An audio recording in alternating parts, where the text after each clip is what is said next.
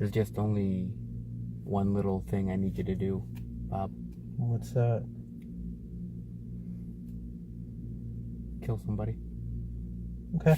Oh, no! Whoa! Holy shit! Well, you are a commuter, aren't you? You consider a car? God damn! Welcome everybody to a brand new movie review where we talk about the Commuter. Sheesh.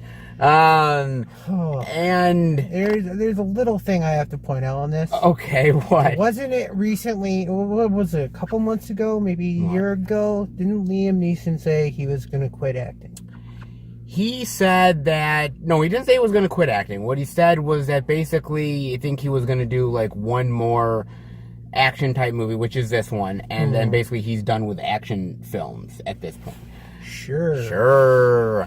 That's what they all say. That's what they all say. But, you know, the one thing I don't understand is, don't people learn after a while, Bob? Don't fuck with Liam Neeson, man. Come on. I'm trying to remember the last one me and you saw together in film. I think it was I believe, if I was not mistaken, it was Run All Night. Was it Run All Night? With Liam Neeson? Or was it the other one I'm thinking of where he's the air marshal? Air marshal? Remember he gets framed and they're... Oh, Nonstop? Yes. No. I believe it was Run All Night. But not. Either or, they blend together. I'll be honest with you. When it comes down to his movies, it's almost a very similar plot between all of them. Honestly, it is. And the thing about with this movie is that basically, it's in the trailers. Basically, Liam Neeson is a loving husband and father. And basically, he is an ex-cop, and he sells insurance for a living now. And he takes the train almost every day, every working day. Practically everybody on the train. Everybody on the train, regulars, friends, people, etc. They got to know him. And one day, he loses his job. And that same exact day where he's going home, he ends up meeting up with this woman named Joanna, played by Vera Farmiga. And she says, look, I have a proposition for you, or a hypothetical, she says. What if there's this amount of money, I believe $100,000, and all you have to do is find one person that doesn't belong on this train, and it goes from there. And, action and chaos and everything ensue from that point. Nowadays, when you got stuff like with terrorism and stuff, you gotta be very suspicious of people. Everybody, pretty much. There's even a sign in the movie where it says, if you suspect something, report it. Yeah, suspicious activity. And, this movie, I can't say it violates rights. In some ways it does, some ways it doesn't. Today you gotta be very suspicious. Honestly, yes. You do. You never know when you might have the next possible terrorist attack or something like that. Well, that's true. let me ask you this. What did you think of the acting from everybody? The movie's pretty... it's pretty much black and white, almost see-through in this film. Yeah. It's a very kind of... once you get to a certain point, you get the plot, and it's kind of predictable. At least where you're going with it. The acting alone, about average. It wasn't anything perfect. There wasn't anything bad. It just... No, I thought Liam Neeson did a good job, though. I thought Liam Neeson did a good job, better than I thought he was going to do in this movie. I thought he was going to phone it in. He didn't. My problem is I've seen so many Liam Neeson movies, it's kind of hard for me to really get pumped up with his acting anymore. I still like the actor and all, but not as much as like I said, with the storylines. The storylines for almost some of his movies are pretty predictable and similar. Well, like I said, I think he did a good job. I thought Vera Farmiga, for the small role she did, I thought she was... maybe, 5 minutes? 10 minutes. I thought she was very effective in the movie for what she had. What's his name? The one that plays his friend, the guy from The Conjuring. Patrick Wilson. Patrick Wilson. He only has maybe a good 10-minute role. I think him, even the small role Sam Neill does, I think all of them do a pretty decent job with what they have.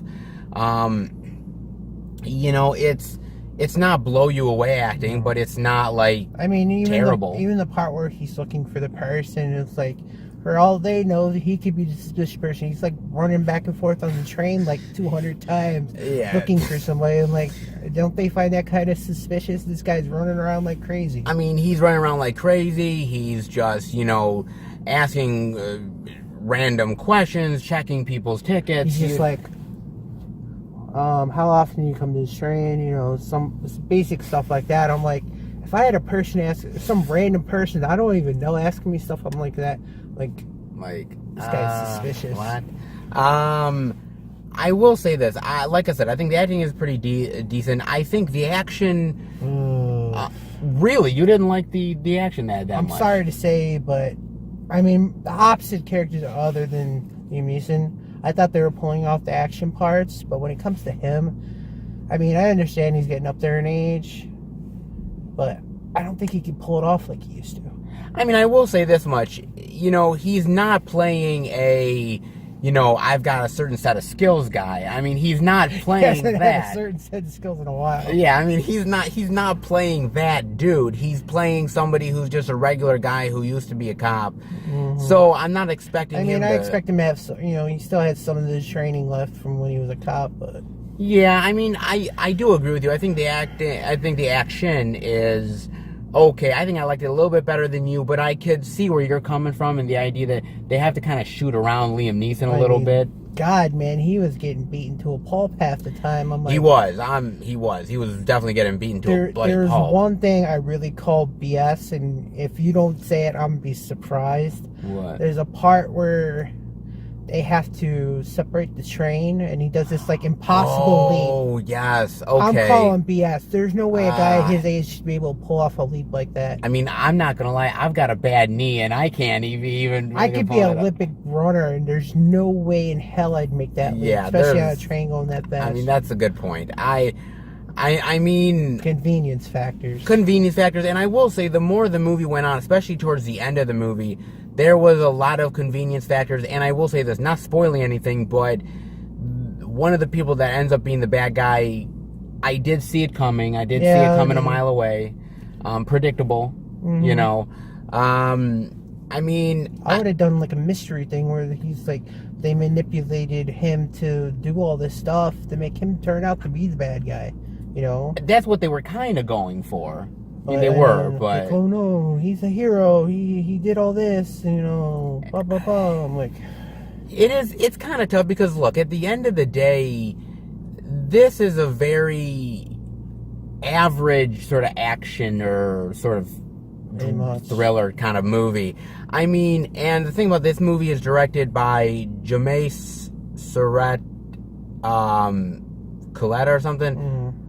Oh, no, collet-serra. I'm sorry. I got the... I hope I'm not butchering the guy's name. Yeah. But he directed Liam Neeson in Nonstop, Unknown, Run All Night. He directed the Shallows. He also directed Orphan.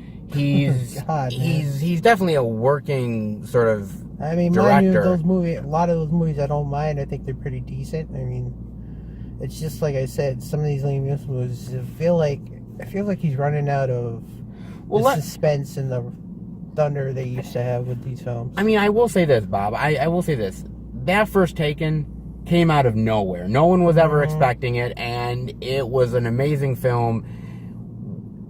2 and 3 started. 2 and 3 are and then he got into this action sort of. He wanted.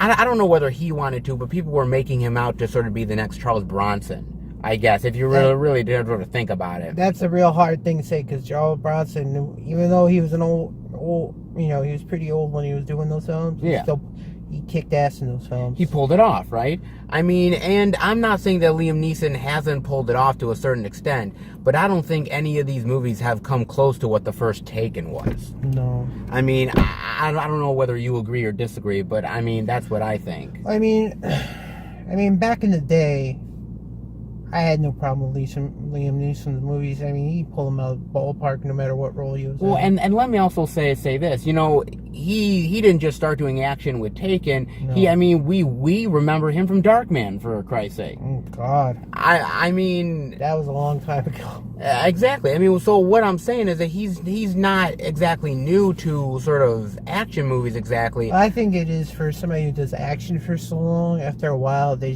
can't. I mean, I can point a case out a point we were talking a couple while back ago when Hugh Jackman was doing Logan. He's like he doesn't want to keep doing all that training just to get pumped up to do these movies. You're right. He doesn't want to do the training. He doesn't want to, just have to. He wants to get to a point where it can end.